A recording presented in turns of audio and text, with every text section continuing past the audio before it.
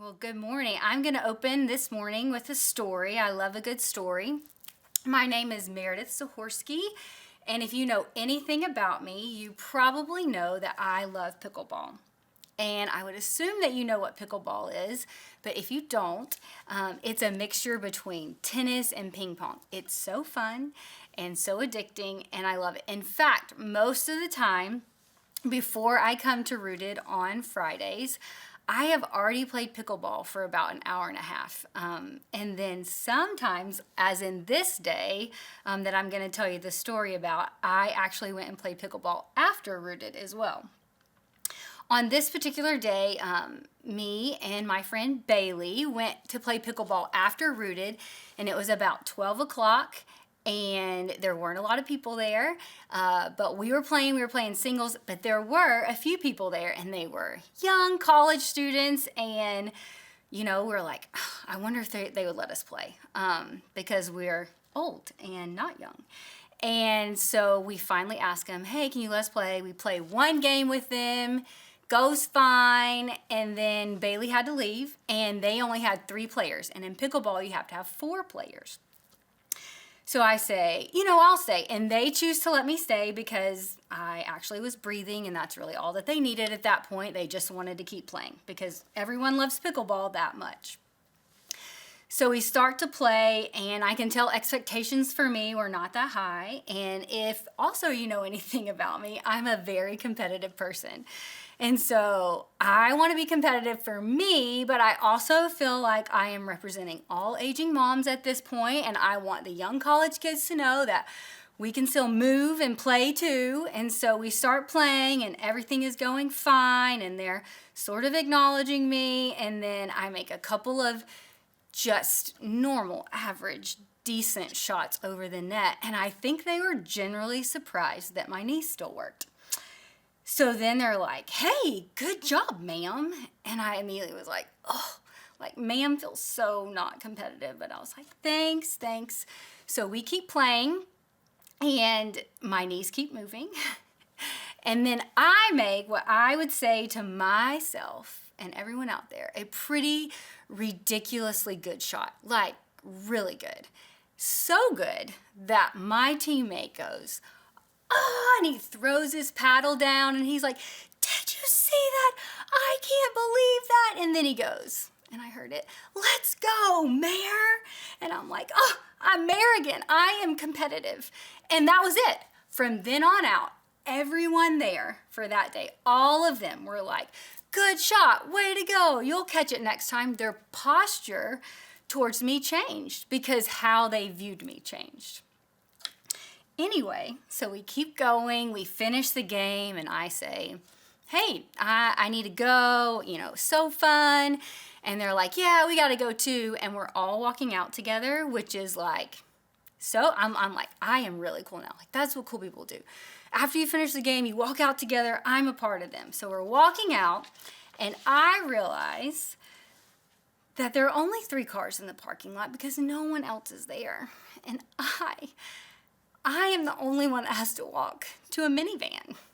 And then in just that moment, all of the coolness I had gotten evaporated right before my eyes. And then as if in confirmation that my fears were true, I hear, have a good day, ma'am. And I was devastated. But believe it or not, this story has a lot to do with what we're going to wrestle with today. What Paul was communicating to the Colossians is, at a high view, our view affects our posture. Specifically, what we believe about God affects our posture towards Him. And this is something that really all of the New Testament works at. What is true about God, Jesus, and what our response to that is. It actually goes all the way back to the garden. How did the serpent deceive Eve? He made her question her view of God. And because she accepted a wrong view of God, her posture towards Him changed. And really, the enemy's tactics have not changed at all. With Paul, we see it too. He was a Pharisee, full of lots of knowledge about God, but not right knowledge. And because he was in opposition to that, because he did not have a right knowledge and his view was not biblical, he was in opposition to Jesus and he was killing his followers. But on that road, he had an encounter with God, and his view of who God was and what God wants from us changed. And guess what? Since that day, his posture towards God changed. And that's what brings us to the place that we're at today in Colossians 2. Paul is in prison, and he's so burdened for the people of Colossae to have the right view of God that this is what brings us there. And I'm going to read some passages from Colossians 2 today, and then walk you through of how some of this has played out in my own life. So here we go, Colossians 2. It says, "For I want you to know how great a struggle I have for you, and for those at Laodicea, and for those who have not seen me face to face, that their hearts may be encouraged, being knit together in love, to reach all the riches and full assurance of the understanding and knowledge of God's mystery, which is Christ, in whom are hidden all the treasures of wisdom and knowledge. I say this in order that no one may delude you with plausible arguments. For though I'm absent in the body, yet I am with you in spirit, rejoicing and seeing your good order and the firmness of your faith." And specifically in this part, Paul is attacking a lot of Gnosticism and Jewish mysticism that was going on in there. And that's why he's talking about full assurance and God's mystery. He's kind of speaking their language in that. But what he's saying is your right view of God changes your posture towards him. And it equals a surrender, an affirming of your faith. And when that happens, things of this world cannot deter you, and it cannot change what your view is. When I was in elementary school, I was saved. I came from a family that was very involved in church. We went all the time. And then when I was about 12 years old, some really heavy things started to happen in my family. And around that same time, our youth pastor was arrested for inappropriate behavior towards kids in our youth group. Thankfully, I was not a victim of that. But between that and what was happening in my family, it really messed with my view of God. See, these people informed my view of God. They said that God was love and God was trustworthy. And the people in my life that represented that were not at that time. And so my posture towards God began to change almost without me knowing it or noticing. I started to see him more of a God who was not really connected to me. One who saw that I was suffering, but I thought somehow it was my fault. And so he was apart from me. I thought that he was waiting for me to do something wrong so that he could punish me. I became very closed off and not trusting anyone. My view of him had closed me down and made me very shut off. But in God's mercy, he brought people into my life that directed me to his word and showed me through his word a biblical view of who he was. I had these competing views and experiences, and it took a long time. And meanwhile, the circumstances in my life did not change. In fact, some of them were getting worse, making me want to hold on into my mind the view that gave me permission to hold on, the view that gave me permission to have the most control. I was desperate to have control.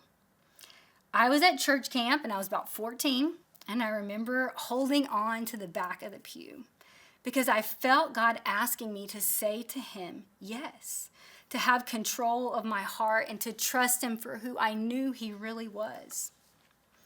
And in my desperation, I said this, okay, if you think you can do this better than me, knock yourself out. That's like quite literally the most brattiest thing that you could probably ever say to God. But in his mercy, he knew it was out of desperation. And my posture changed towards him in that moment. My circumstances did not, but instead of this tug of war that I was doing with God, I realized that my yes, my desperate yes, but yes, my yes, allowed God to pull me in, revealing more and more about himself and who he was. I began to see God not as untrustworthy, just waiting for me to make mistakes, but as El Roi, the God of seeing. In Genesis 16:13, the name ascribed to God by Hagar. She was alone and desperate in the wilderness after being driven out of her home by Sarah. When Hagar met the angel of the Lord, she realized that God saw her, and she testified that he is the God who sees all and who comes to you. I began to see him as Yahweh Rohi. The Lord is our shepherd. Psalms 23:1 says, after David pondered his relationship as a shepherd to his sheep, he realized that was exactly the relationship that God had to him, going after him and taking care of him. And with that, he declared, the Lord is my shepherd. I shall not want. I saw him as Yahweh Rapha, the Lord who heals. Exodus 15:26, it comes out of, and it says, I am Jehovah who heals you. He heals both in body and soul, in body by preserving and curing us from diseases, but in soul by pardoning our iniquities. And then I saw him as Yahweh Jireh, the Lord will provide. The name memorialized by Abraham when God provided a ram to be sacrificed in his place. Again, seeing God like this changed my posture to him. It allowed me to grow firm in my faith, and this is what Paul is saying. When our view of him is right, our posture of him has changed, and our faith grows. In college, I had a professor, if you're really wondering, how do I know what my view of God is? In college, I had a professor that introduced me to this book called Your God is Too Small. Actually, Pastor Jim mentioned it a few weeks ago, and it was a transformative read for me. It shows us when we have a right view of God, our posture changes. So if you're wondering about that, I highly recommend that one. So we come here to Colossians 2:6. So he said, having a right view of God changes our posture. It builds up our faith. And then he says, therefore, so because of this, as you have received Jesus Christ the Lord, so walk in him. So do the thing that I've taught you. Rooted and built up in him, established in faith, just as you were taught, abounding in thanksgiving. This part right here caught my attention. Abounding in thanksgiving. The Greek word here is eukastersho, which I don't say right because I'm from Mississippi, but that's fine. And it talks about gratitude, but it's an active language. It's called a grateful language. When I got married, life was moving along and everything was great. And then we hit a season where we thought with kids, all we would know was death. And in one of those specific instances, I felt God asked me to be thankful. And I remember saying, how? How can I be thankful here? But then, because I knew when I was 14 and I surrendered to him, everything that he asked of me was good, I said yes. And I did give thanks for the people in our life, but there wasn't much else to give thanks for because all the news that we were getting was not good. But what I found out was my grateful language was not of circumstances. It was not of things happening. My grateful language was repeating who God was, what my view of him was. My thankfulness was literally saying, this is a right view of you. And it gave us peace in the hardest days that we walked. Priscilla Shirer talks about the shoes of peace like this. She talks about how these shoes are not any shoes. They're shoes of Roman soldiers, that they had spikes in the ground when they were fighting, when they were on uneven territory and on hills. It made them steady. And they could even move into enemy territory when needed. And you can guess what she also says. She says that she contends that peace is powered also by thanksgiving. Philippians 4:6 says, do not worry about anything, but in everything through prayer and petition, with thanksgiving, present your requests to God. And the peace of God, which surpasses all your understanding, will guard your heart. Remember that thankfulness language. When we repeat that thankfulness language, the peace of God, who he is, our view of him is what protects us.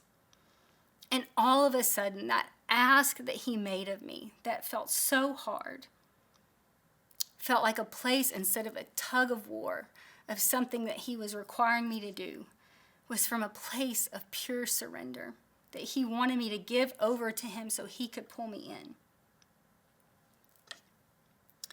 And Paul is saying the same thing here, that when we are thankful, when we have an active thankful language, it corrects or it orients us to a view of him, if our view is right.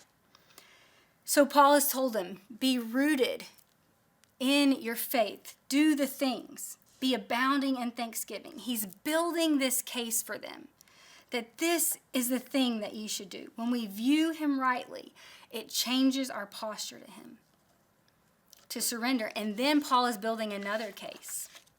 He says, I need to warn you about something. So here we go.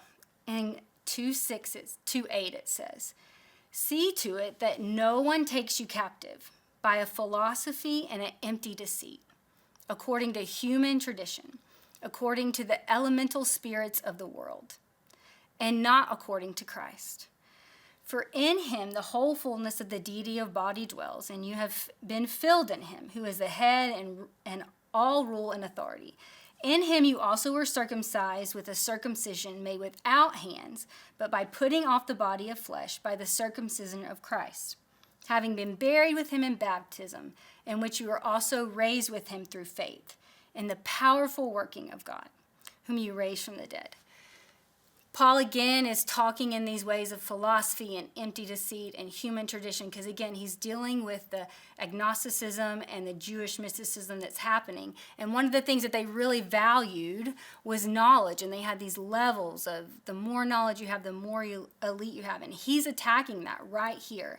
And he's saying, right, that Jesus is above all. Not Paul's knowledge, not this person's knowledge, that Jesus is a ruler of all authority. And this was a big deal and a shift for them. And really at a high level, what he's saying is all of these things of the world, don't let it filter into your faith. Don't let human tradition or whatever these things filter into your faith, because it changes your view of him. And ultimately it will change your posture to him, and you'll create these spaces where God doesn't have access to. So this part of my life, unfortunately, played out in a donut store. My big kids, I have twins, they are 10 now, and they were about 5. So about 5 years ago, and my youngest was about 6 months old at the time. He could barely sit up, but he was sitting in his own high chair, and I remember being so excited because we had developed this tradition that we always go and eat donuts on Saturday, and the whole family would go, and it would just be so fun. But I actually don't even like donuts, which was another funny thing. I only like blueberry cake donuts. Everybody else loves all the donuts. I only like blueberry cake donuts. So we get there, we're sitting down, everybody gets their donuts, the ones they specifically picked out, and I have my blueberry cake one, and I decide I want to go to the restroom before I start. So I go, I come back, and there is a big bite of my blueberry cake donut gone. And I get a little frustrated, but in my mind, I'm talking myself down. I'm saying, it was the kids. They don't know any better. It'll be okay. You can do this. I also was very exhausted at the time, but I remember giving myself the pep talk, like, it's going to be okay. So I get there and I jokingly ask, who ate mommy's donut? And my dear, sweet husband says, I took a bite of your donut. I didn't remember what it tasted like. And I, in that moment, went from frustrated to pure rage mixed with exhaustion. And I start crying, like mad cry tears. So I'm crying. He's freaking out. He's like, what's wrong? And I start saying things like, I don't ever get anything that's mine. I'm so tired. Nobody does things. I mean, I just start like kind of unloading all these things. But what I really remember saying is like, this should be mine. Things should be mine. And in a really smart husband way, he says, that's okay. I'm so sorry. I took your donut. So I'll go get you another one. And I, in a very calm, also adult way, say, I didn't want that donut. I don't want a new donut. I wanted that donut. And at that moment, he was just frozen. And I continued to cry. And I ate my donut that already had a bite out of it. And we went on with our day. But later that day, after I calmed down, I felt this voice saying, I want you to talk to me about what that was about. And I start going through it again. Nothing is mine. I just wanted something that was mine. I deserve to be able to eat in peace.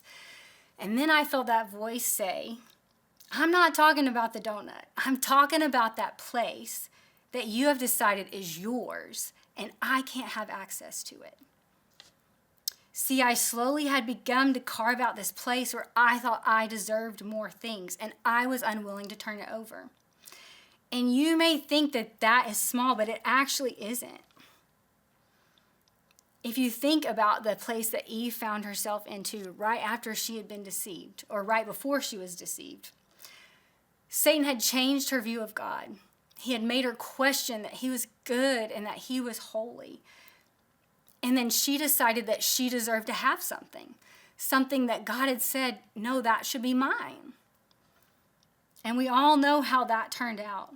And so what I assert to you today is I think that our culture has started to say that we deserve things that should be ours. And yes, I should get a donut, and probably people shouldn't eat my donut. But that was not what it was about. It was about that I had carved out places that I said he had no access to. So that day, as I did a little tug of war with God, going back and forth with him, instead of having this posture of surrender that I had thought that I had developed, I had to check what my view of God was. Do I still view him as everything that he asked of me is good? And after a little bit, I said, you know what? You can have all of those places. No matter if it's as little as a donut. If you ask for it, you get it. Because there is no place that you don't have access to. And even though it had nothing to do with donut, if Kyle ever asks or tries to eat one of my donuts again, I will let him. He actually has never tried again, which is probably smart, but I would let him. But more importantly, I don't want to create places that God does not have access to. So this brings me to some questions that I have for you today. What is your view of God? Do you view him as someone who is good, who is holy, or is it different? And I'm not talking about your church answer, what you say immediately. I'm talking about the answer that you say when he asks something of you.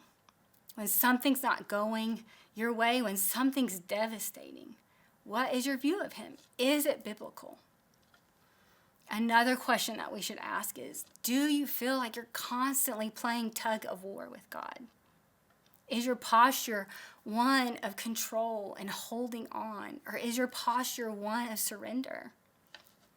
One that allows him, instead of seeing that tug, that ask he is, of him taking something of you, that you see that that tug is actually him pulling you in to know more about him, to firm your faith up in him, and to grant you peace and protect you. Whatever your view of him, I can promise you, he is good and he is trustworthy. He wants our desperate yeses. He wants our devastated yeses. And he even wants our donut yeses. And that's what I would challenge you today, is what is your posture to him? And as we go to think about that, let's pray. Dear God, I thank you for who you are. I thank you that you're the God who sees us. I thank you that you're the God that calls us out of sin. I thank you that you're the God that disciplines us, but you're also the God that rescues us over and over again. And I pray for us this week that as we go through your word, that it would be a revealing of who you are to us. And that our response would always be a place of surrendered yes. In your name, amen.